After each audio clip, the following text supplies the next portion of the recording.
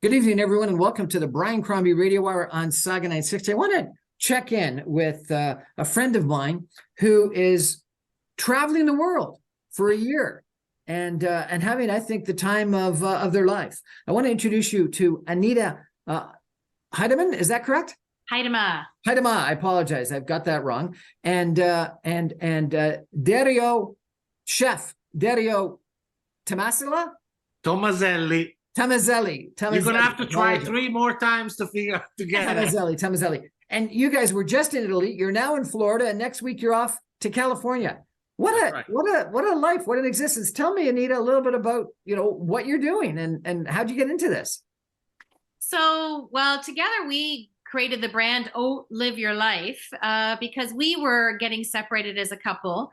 Dario was busy doing his chef thing and I was busy doing my business coaching and speaking around the world, and we were getting separated. So years ago, Dario was hired as a chef in Italy in a castle, and we noticed that the group of people were interested in what we both did. So that's where we created the brand Oh Live Your Life as a couple and the Mediterranean lifestyle. So we are traveling for a year now. Well, actually, it's 14 months.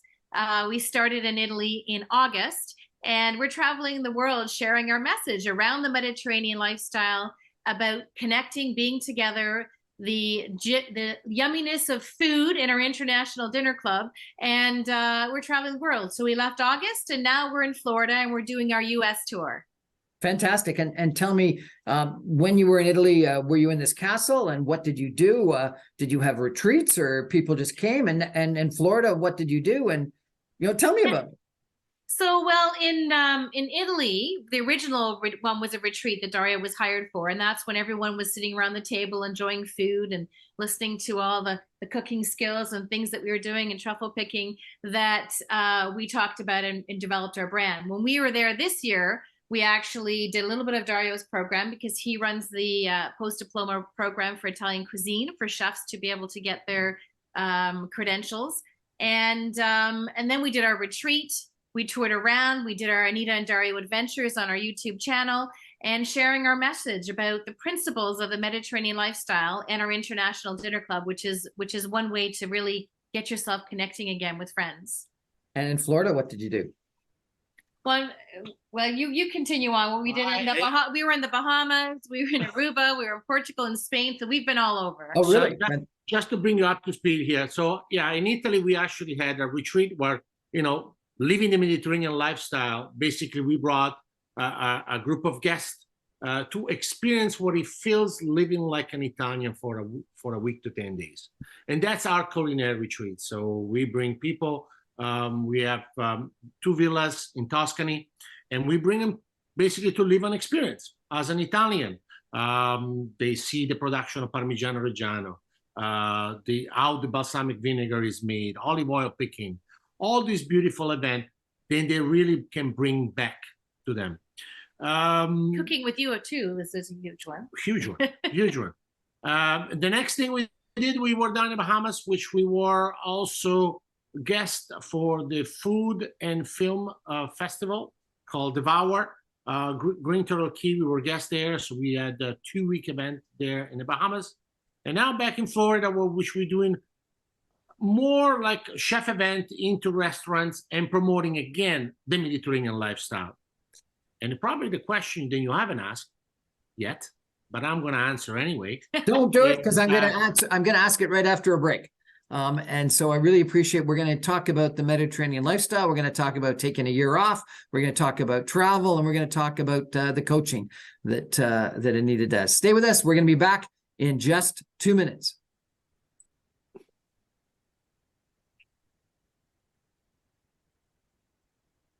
Welcome back, everyone, to the Brian Crombie Radio Hour on Saga 960. Really fascinating checking in with Chef Dario Tomaselli and Anita Heidemann, who are a couple that are traveling the world for 14 months, doing retreats and courses and workshops and dinners and whatnot on living the Mediterranean lifestyle. Chef Dario Tomaselli, tell me, what is the Mediterranean lifestyle? You described a whole bunch of cooking, but it's got to be more than that. It is definitely more than that. So the big confusion, I think, in the past was, when we are the Mediterranean diet. And one of the things we always say is, there is not such a thing as Mediterranean diet, because in the Mediterranean is a way of living. Okay. So I go back, being born and raised in Italy. When you ask my grandmother, my mother, my aunts about diet, they probably will throw something at me, because there is not such a thing. It's a way of living, and it's a way to stay connected. And in the word we use it's conviviality. It's come from the Latin word convivium, living together or sharing bread together, spending the time together to express the special moments. And one of the main ways to express that is food. Food is definitely the conduit of this experience. So obviously we have 8 principles of the Mediterranean lifestyle, and they're very important to us. Then we want to share. So one of the most important thing is, what is food and what bring people together? The most important thing when I grew up, sitting at the kitchen table with our family, it was always around food. It was around forgetting about the noise that is outside, and God knows how much noise is out there, and really stay connected. Okay, so that is one of the most important things. Anita was saying at the beginning, life takes you to be sometimes busy, but everybody is busy, and somebody used the word busy as sometimes an excuse. We want to make sure that we focus on what is important. Society nowadays is a little bit more separated, and we see with our group that we take to Europe, or our clients that we share our international dinner club. It's about what is important of staying together, spending the time just for yourself, for your family and your friends. Cook great food. You don't necessarily need to be a chef. You need to understand some of the principles that are very important. So you think that this Mediterranean lifestyle is more about being together than it is about actually what you eat? It's less about the diet. It's more about the togetherness. Well, it's not about the diet at all, actually. Like I said, it's not about that, but it's about being together, and it's about really being a little bit more. One of the principles, there are 8 principles. One of the biggest principles, I think, is being adventurous. Okay? Adventurous with food, adventurous with start learning things. When you get into a place, allow yourself to take yourself away from the comfort zone. Sometimes we're this bundle of nerves, then we have our time letting go, instead of really trying to learn something more. And we found that, for example, with an international dinner club, then people are at the beginning a little skeptical. We say, oh my God, we got to do all this dinner party. Oh, I don't know if you can do this recipe. How can we connect with people? And that takes one event. By the second day, it's a natural thing, because it's all in your mind. And Anita can tell you, it's all about mindset. It's about the way you want to be, the way you want to do things. And food is always a big part of it. Everybody right now wants to be a chef. God forbid, when the pandemic started, everybody was chefs. And that's great. It's important that everybody spend more time connecting. Some people had a hard time with that, and some people cherish it. It's around the mindset change too, because me going to Italy, this is still somewhat new. I've been going the last 10 years to Italy, and it's a new thing for me. And on a Tuesday night, Dario would get together with all his friends, and they'd say, okay, what do you want for dinner tonight? Oh, we want fish. Wonderful. There'll be 30 people at the table, all enjoying their time on a Tuesday night. And I find, being from North America, even though my family was originally from Holland, I have a little bit of a European background. It's a Tuesday night, you look at your watch and you're like, oh no, I got to work tomorrow. I can't be doing something like that. They're enjoying life more. And when you eat food in balance and you enjoy trying new things, and that's why our International Dinner Club is sort of all our principles kind of put into one, to get yourself out of your comfort zone, to get together with friends again, to enjoy different kinds of food. People that were on our retreat, the last one, there was one girl that came back, she said, and not that it's about losing weight, she said, I ate all this delicious food, which opened up my eyes to what really food is, had all this wine, enjoyed life, and I lost 3 pounds. Even though it's not really what we're talking about, a diet, but it's just that stress-free of enjoying life and feeling good again and inspired living. And that's what the Mediterranean lifestyle and what we talk about with what we do, moving forward with what we have. So, Chef Dario, I want to elevate just for a second here and present to you a academic concept called social capital. And there's been a lot of studies of Italy and comparing longevity in northern Italy versus southern Italy.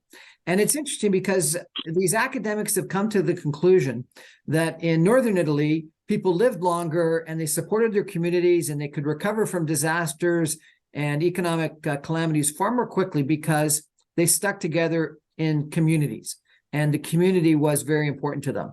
Church membership was higher, club membership was higher, local organizations were more successful, etc. But in southern Italy, what they said was that people were only about themselves or their close families, that they didn't care as much about the wider community. And things like blood donations weren't nearly as high. People weren't as involved in organizations outside of the family. They were involved in the family, but not wider. And these academics came to the conclusion that it was this social capital that was the difference, this connections with people in the wider community that was the difference. And then they redid the studies actually in areas in the United States and compared, some places that were actually lower economically prosperous versus other areas, and it was specifically in the Appalachian Mountains. And they found that in some places where people didn't necessarily have great diets and didn't necessarily have great economic opportunities, there was and may have drunk a lot and did some things that were frankly unhealthy, they lived longer because they spent time socializing and connecting versus areas where people were all alone. Does that make any sense to you? I'm gonna bring you to the first part about Italy. I don't necessarily agree that the northern is. I actually believe that in the southern part of Italy there is a lot of connection.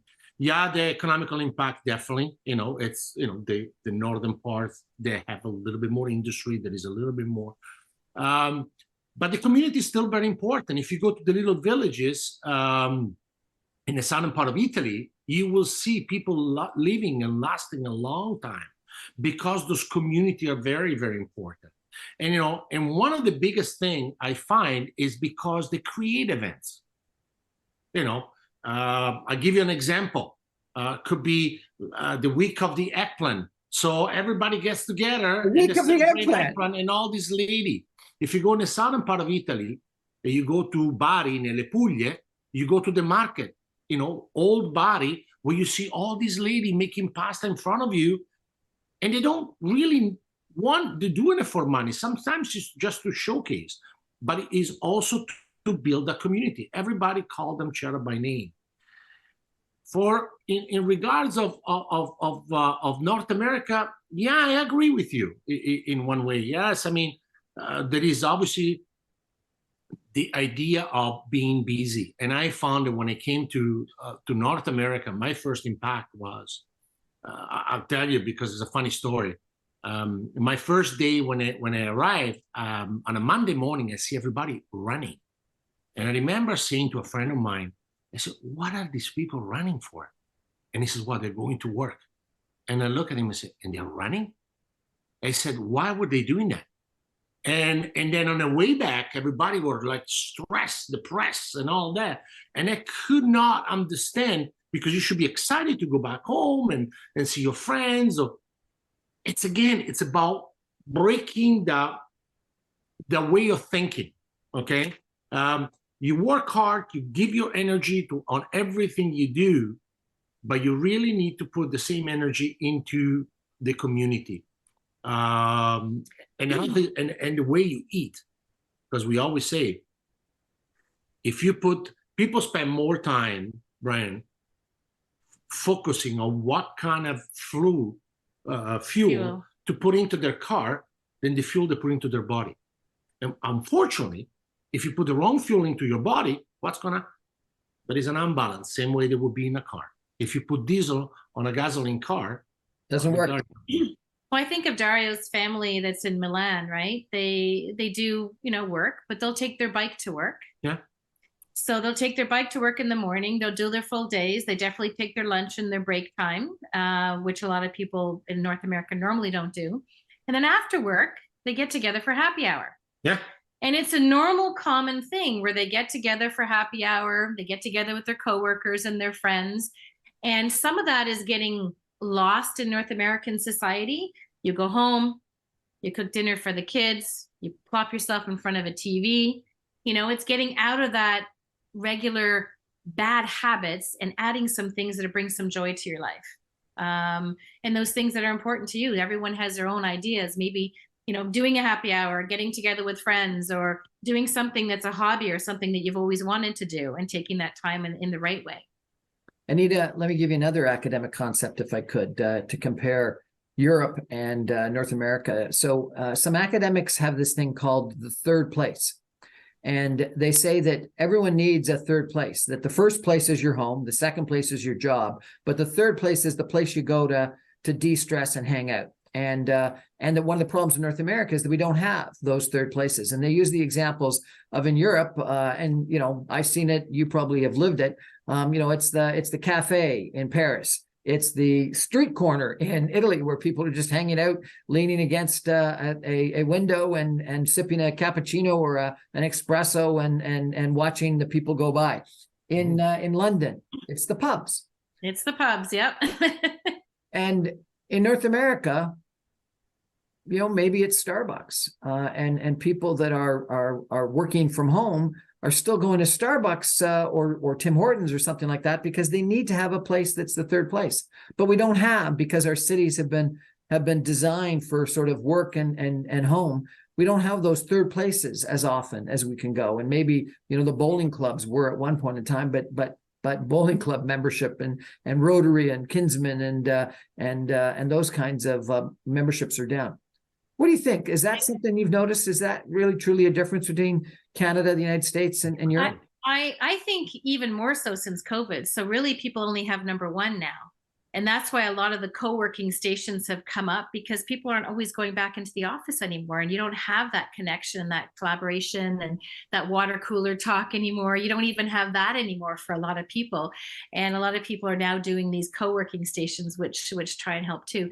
But it's true. That's what's happening. People are losing their friendships. They're not connecting as much anymore. And everyone's feeling that around the world. And I do agree they need to find that third thing, that hobby, that thing to go. We were looking at joining a golf membership when we came back, you know, when we get back home, because that's something that we've been wanting to do together. And it's going to be meeting a nice community and building up more in our international dinner club. Again, I go back to that. It's that connection with people that are food and wine and travel lovers all around the world, because we have a community in Facebook from people all over the world that have connected with the International Dinner Club, and then organizing these themed dinner parties at home or creating it somewhere else at a common space. Like a lot of these condos now, they have these common spaces, and that's what people are doing. And it's true, you need that third place to go to, and we need that as a human race, that connection. And a lot of it's gotten lost. And in Italy and that, like they go to the cafes. That's a big one for Italy too. They have their cafes where they meet. They know exactly where to go and who to connect with. And it's missing for sure. We're going to come back after a break and chat a little bit about some of these principles, these 8 principles that you talk about. But I got to ask you, Anita, Dario, how do you give up your regular life for a year and travel for 14 months? Like, what do you do that sounds fascinating, fantastic. How do you do that? Well, it's been interesting. Well, living out of a suitcase. but you know, you learn and you adapt, and that's about creating a comfort zone around yourself. That's exactly what we appreciate. How you do that? Well, you just do it. I mean, you know, everyone we always put a problem before finding a solution, and I think sometimes we should work the other way around. Really find a solution to tackle a problem. I mean, we are fortunate enough that we work and we travel. I mean, it's not that we just on holiday. I mean, some days are very, very busy. Down in the Bahamas, we had 2 weeks of quite intense work. But I think it's about, creating your own choices and allow yourself to be happy together and surround yourself by the community of people and discover. I mean, we learned so many things in these past 6 months, and we just be traveling, and we're 6 more months to do. And we are excited because as we go, we are learning. You know, we always say, you know, you live only once, you got to make sure you make it count. You only live once, you got to make sure it counts. Fantastic attitude. Anita, if people want to follow your travels, is there a website or a Facebook group or something like that they should go to? Well, oliveyourlife.org. So it's Olive Your Life, but it's oliveyourlife.org is the website to go to. And then on socials, we're at oliveyourlife.now, and our YouTube channels where we put all our videos. Fantastic story. We're going to take a break for some messages and come back in just 2 minutes. I'm going to ask you, if you would, to share some of these 8 concepts that you talk about, the 8 principles of the Mediterranean life. Stay with us, everyone. We're going to have another continuing interesting conversation with Anita and Chef. Stay with us, everybody.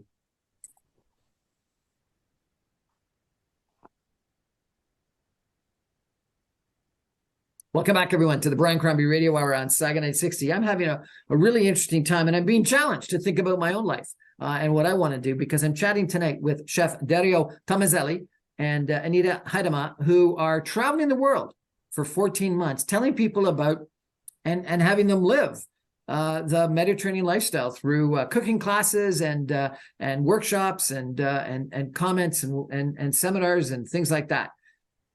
Anita and Dario, Chef Dario, you've been talking a little bit about 8 principles of the Mediterranean lifestyle. And Dario had mentioned one, which was adventure, and another one, which was sort of sounded like congeniality or getting together. Anita, tell us, if you could, a little bit about these 8 principles that you talk about in your workshops, the 8 principles of the Mediterranean lifestyle. Well, all the 8 principles actually we utilize and talk about in our International Dinner Club, and that's dinner parties that people do together. Part of it is having it stress-free, and stress-free is a very important concept that people are forgetting. You think about it in the Mediterranean, they go for a siesta in Spain, they go for riposo in Italy. They take that time to relax, and that's really, really important. You know, having a balanced life, and we talk about, you know, not rushing and overdoing things in one area, but having a balanced way of eating is very, very important. We talk about having purpose. If you think about the passion that they have in the Mediterranean for things, they have that purpose. They have that reason for living, and that's really, really important. And one thing that's forgotten as well. I'm just trying to think of. Stay active. Yeah, being active naturally. You know, with Dario and I, even when we're in Canada in our winters, we walk to the grocery store. You know, we do it daily normally with the bike, but in the winters, we'll put a backpack on and we'll go in our hat and gloves and everything, and we'll walk to the grocery store. If we have that time, we will make that time to be active naturally. You know, take the bike to work, walk to the grocery store. We always think right away to jumping in the car. And even with the distances, our grocery store is not around the corner. How long is it taking us? Well, it's 30, 40 minutes to walk to the grocery store. It's not just something that's around the corner. It's changing that mindset to those 8 principles. And everything we do, we have the 3 secrets to the Mediterranean lifestyle that's on our website to sort of start you in that process. But it all is stemmed around the 8 principles, around connection, stress-free, having purpose, being active naturally, balanced living. It's all so important. And, you know, balanced living is you know, it might sound, well, it's easy for you to say because right now, no, balanced living, it is balanced living. You have a choice to make that. We all have a job. And Anita always say that everybody's got the same 24 hours in a day. Is how you use the 24 hours. Because it is important. But we always make the time to go through a drive-through and spend 20 minutes sitting on a lineup and to grab a coffee. You never go through a drive-through. I've never been on a drive-through. I don't want to go in a drive-through. Instead, to get off the car and create a connection with the person that makes your coffee, or really kind of do that step to get out. I remember once I was walking out of the gym, and all the people who were in the gym, they were on a lineup out of Tim Hortons for coffee, and they were blocking the street. And I'm like, oh my God, you just come out to do an exercise. Now you're sitting in a car to grab a coffee instead to get out and create that contact. And really make a conscious choice of how do you want to fill your body? I mean, when we talk about health, we have this engine, okay? And this engine, the only way it's going to work if you put the right fuel, and the right fuel is a choice of it. And we always surrounded by fast food, and there is a good friend of mine in Canada that says, in Italy we only have fast car and slow food, okay? So there is not such a thing of fast food. There is, but there is not something that you go for. And I think when you take that time to really use those principles properly, you will find then gradually, because it's a gradual process. You can't just go to 360. You find yourself, wow, I have more energy. Oh my God, I'm more connected with my wife. Oh, I'm really enjoying the time with my kids and really spending the moment. Oh, the friends that I haven't seen for the last 5 years, we see each other once a month during the International Dinner Club. What a great way of changing your life. You still work, you still do things, but your mind is fresh. You ejecting all that impurity, then it's been built up, and you just engage with different way of thinking. I was in Florence, I guess a couple of years ago, and was introduced to one of the best sandwich shops, baguette shops, and they described it as fast food because we were about to get on a train and we needed to get something, and it took probably 3 or 4 minutes to prepare this incredible baguette with tons of different Italian meats and peppers and the accoutrements that went with it. It was a piece of art that they were preparing in the end, wrapping up to take away. So even their fast food was slow to prepare and beautiful to look at, with tons of fascinating fresh ingredients and Italian meats. I mean, I think even the what we call en route in Canada, the stop that you get off, they have something called autogrill in Italy, and you don't get a plastic cup for a coffee. No, you don't. You get the proper coffee. Ceramic. The sandwiches and the meats and the meals they make there are top notch. You don't drive in and see a Wendy's or a McDonald's or anything like that. It's all fresh. So that, like you said, is their fast food, and it's really not fast food. But it is the fact of getting into a place, then you know that when you're going to get there, you're going to have the same coffee.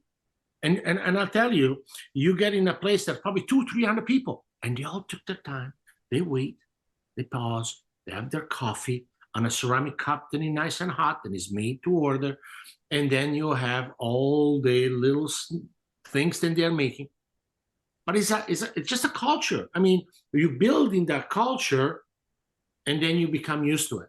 I think we are hopefully going to become used to it, to living the Mediterranean lifestyle from anywhere.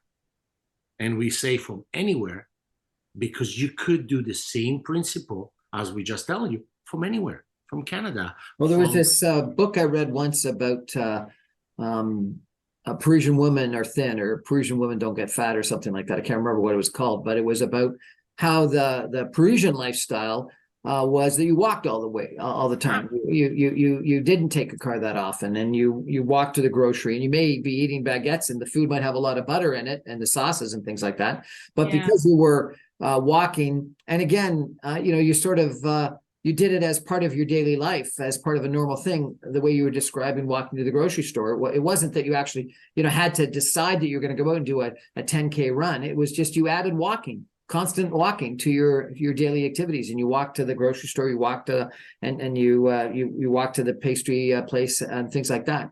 And my memory of French ladies was they were thin. Yeah. Well, we stay active. It's and happy too, probably. We know ladies in Italy. They are every Tuesday and every Friday they go to the market. They're on the 80s and they're on a bicycle. They all dress up for the event. They dress up every morning because you go grocery for the day. You don't grocery for the month. Yeah. And I think this is the other thing. We feel like we have to stock up. Yeah. All the time because we got to put as much stuff in it because we don't have time. Well, you can really stop somewhere, buy whatever you need for the night, go home and create, or create a plan. And we're talking about setting up a successful grassroots system. And the grassroots meaning for our children, because we are the example for our children, for our grandchildren, to really change the way of thinking, instead to stop and spend, $5 for a fast food thing, maybe go home and start cooking, or creating something very simple, because it doesn't have to be complicated. It really doesn't. And through a recipe, we show them, things don't have to be complicated, because if they are too complicated, you lose interest. So, well, I do think that you mentioned something interesting about people wanting to get around a table together. But I also think, and you also talked about how that increased dramatically during COVID, that we all wanted to become chefs because we had to, because the restaurants were all closed. But there was something more, I think, and maybe it's embodied in this trend to islands in the kitchen and kitchen parties. I think people enjoy preparing together, don't they? It's nice to have a chef prepare something spectacular for you. But even, you think about some nice restaurants that are some of my favorite. They have a chef's table, so you can watch the chef actually prepare. But I think there's something about actually being part of the preparation of the meal. Whether you're actually preparing or you're just standing in the kitchen nibbling while someone else is preparing, but you're at the island, you're in the kitchen, you're in the kitchen party, and you feel like you're part of the action, you're part of that preparation. Isn't there something about that's special? Yeah, for sure. And you think about it, most of the house parties, where's everyone always hanging out? In the kitchen. In the kitchen, right? And that's part of the International Dinner Club is, each person can create a dish and bring it like a potluck, or they create it together. And people have done it in different ways all over the world with the International Dinner Club. They've done it as far as board games. So they cook together and then all of a sudden they do a board game about Italy or Spain or France, so it's connection. And yeah, everyone ends up loving to be in the cooking in the kitchen together and showing their different ideas. We just had one the other day, where we got together and we had a pizza night and everyone was creating their own thing and having a great time. So, but in the same token, we, what we say, Brian, and it's might be interesting to this. You are preparing yourself. I always say going to the restaurant is like going to a theater. It's the theater experience, as you explained, the chef table. But you now are preparing yourself at home to cook and understanding and learning for the theater experience. Is a kind of a preparation of an understanding. Because when you go to a restaurant now, you understand a little bit more about what goes into a specific dish, what is the specific item is made of, because you have been doing it now with your friends and family once a month, and now the other part, you say, now I'm going to a restaurant. Oh, I remember that. Oh, we did something like that. And it creates a bit more of a community, a little bit more of an understanding. Because the longest time I remember, because as a chef, people will go to the restaurant because of the show and because to fill in their belly. I think people are much, much better right now because now they understand a little bit more. Because they were forced to kind of stay home, as you said, and to investigate a little bit more in what food is all about and how to prepare it. You raised a really interesting point, Anita, and Chef Dario, you spoke about it right at the beginning, about this need for adventure. And I spoke with someone else who said that curiosity was one of the secrets to life. Dario, tell me, why is adventure important to you? Well, adventure is because, sometimes we are focused about being on our comfort zone. It's called the daily routine. We don't like, well, not for myself, okay, because I like change. Adventure is being in situation that you explore. When you travel, even when you're home, and you try something a little bit different than you are used to it. Adventure gives you a little bit of a sparkle, a little bit of a creativity, a little bit more of no. And I think it's such a fundamental part. I'm talking for ourselves personally. Because we both see the same thing. Yeah. I mean, whenever we go somewhere, the first thing we want to do is learning something from the land. So, and what we actually do is when we get to somewhere new, we don't rent a car. We don't.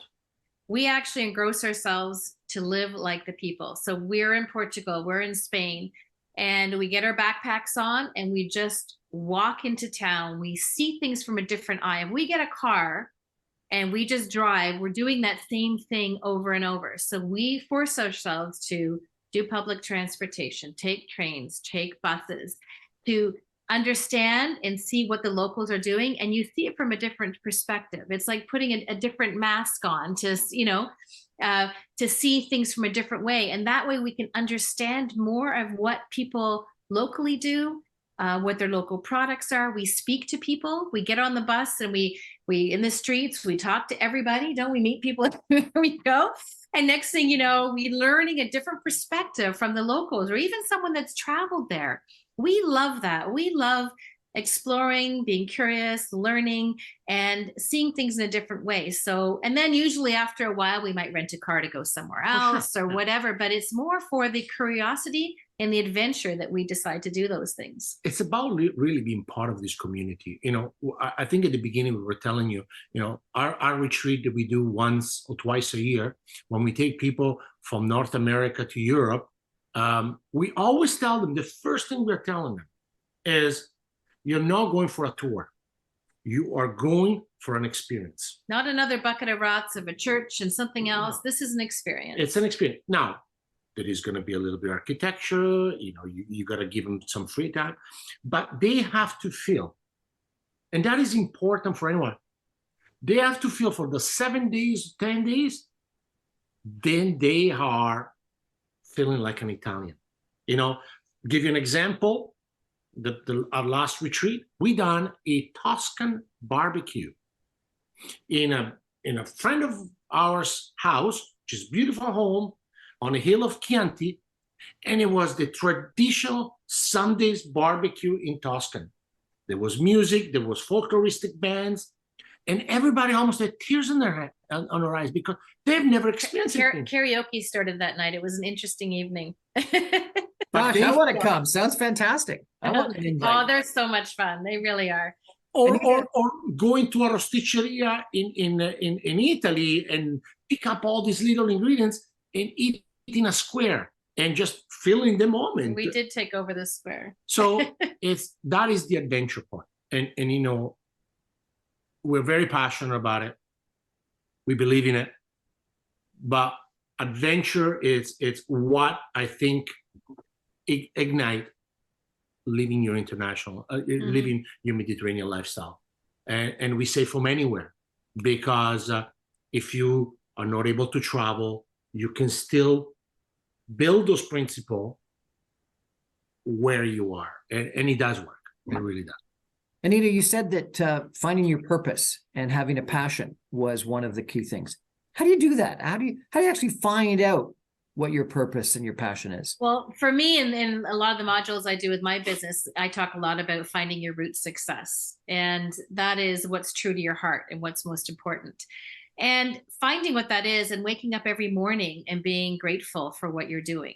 So once you find out what that root success is and what's important to you, you have to wake up every morning with that smile on your face and that purpose that you're wanting to have. And it's soul searching. It's finding it from within. And a lot of people, they get so busy in their life, the busyness of life, that you forget what those passions are and what that purpose is that really drives you. And many people, it's different. What we're saying here doesn't always resonate with everybody, but everyone has that purpose, and it's so important to know what that is and who you want to be and what you want to create or give back to in society. And waking up every morning with that purpose and that smile on your face is so important, to be grateful for everything you've got as well. Fine. I agree with what you're saying, but how do you actually find it? How do you find it? Well, it's a process that I go through with my business. And actually, as we're traveling, I didn't mention this part, I am seeing clients and I'm writing a program on how to create this and how you can travel as well. But it is a process you go through meditation and really goal setting and journalizing exactly what comes to your heart and what's the most important. And from there, you find your purpose, you find that drive. And every morning you wake up knowing that that's your star, that's the direction you want to go to. So to me, it's a process I work through with people. So it's not always something that's easy for each person to do individually, but it is the meditation, it's the quieting time, and really getting out what that is that you're wanting in your life. And passion. You know, we often say, and you know, it's funny because there was a friend of ours we met in Aruba during one of our events. He said, "You're so passionate. What is that?" This is possessive, like joking around. And he says, "Well, I always say to everyone, if you get up in the morning and before you put your left or your right foot down, you don't have a sense of passion, like that kind of a fire into your gut, go back to bed. Save a day. Because it's not worth it. You're going to make a day that has no purpose." And that's pretty much what Anita says. You really build those moments, but you need to have that. And people have forgotten it. That's the problem, right? Is people have forgotten what that passion is. They get caught up, and social media has done that. They direct you to other things and who you want to be, and people get all confused to what's really true in their heart. And I call it your root. My license plate on my car actually says root success, because to me it's so important understanding who you are and not getting caught up in all the fogginess of what everyone else is doing out there. And it gets muddled. And that's why it's important to come back to who you are, meditate. And like I said, I work through a lot of my clients with this to understand what their purpose is and to keep to that North Star and that purpose and not get muddled with it all.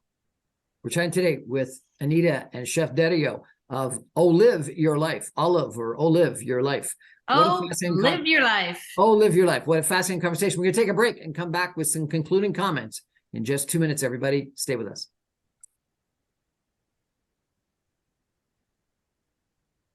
Welcome back, everyone, to a fascinating conversation I'm having tonight with Chef Dario Tomazelli and Anita Haidama, who are traveling the world for 14 months, educating us all on the Mediterranean lifestyle, on passion, on adventure, on a whole bunch of different things that they think are the 8 principles for success. Anita, you mentioned that you have 3 secrets. What are the 3 secrets that you talk about? Well, the 3 secrets are on our website, and you can join for free, and it gives you sort of a route to take for the 3 secrets. So one is talking about stress-free. How do you become stress-free? Number 2 is about balance. Big time. I need that big time. Everybody does. So it goes you through the process over 3 days on how to create a stress-free life, which is one of the principles. And what's the website? What's the website that we go to get that stress-free life? liveyourlife.org. And then you can life. sign on to the 3 principles there. Okay. Sorry, I interrupted you. What's number 2? Number 2 is balanced eating. And then number 3 is conviviality, connection, getting that connections. As we call it, finding your flock, finding those people that are true to you and connecting again with those that you love. And balanced eating is, like, that's why we don't call it a diet, Brian, because everybody always put obstacle of things. And it's like, you should be able to eat everything, but in moderation. As long as, research your product. What type of food? Try to get the freshest product possible, but eat it in proportion. Don't go over the top. There needs to be a little bit of balance. It's interesting. You used the word conviviality, which I hadn't heard before. Connection and community and things like that are what people often talk about, but you use conviviality, which is defined as an atmosphere or an event that's friendly, lively, and enjoyable. So it's not just a connection that you think is key, it's a connection that is friendly, lively, and enjoyable. Exactly. Put a smile on your face. Yeah. That's really interesting. I really appreciate it. Well, Dario learned Latin in Italy, right? So that's a standard word that he knows. And so when he brought it to North America, I was also confused at the beginning. Well, what does that mean? And it's a perfect word to explain everything that we're doing.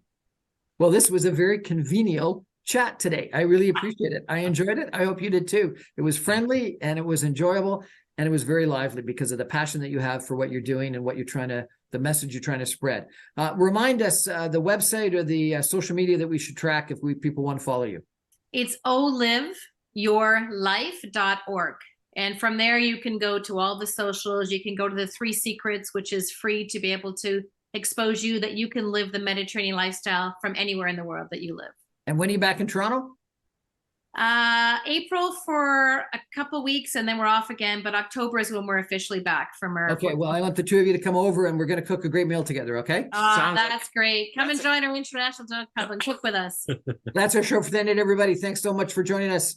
I remind you, I'm on every Monday through Friday at 6 o'clock on 960 AM, and you can stream me online from Florida, California, Aruba, Italy, Tuscany, wherever you are at www.saga960am.ca. Anita and Dario, thanks so much. Good night, everybody. Thank you so much, Brian. Thank you, Brian.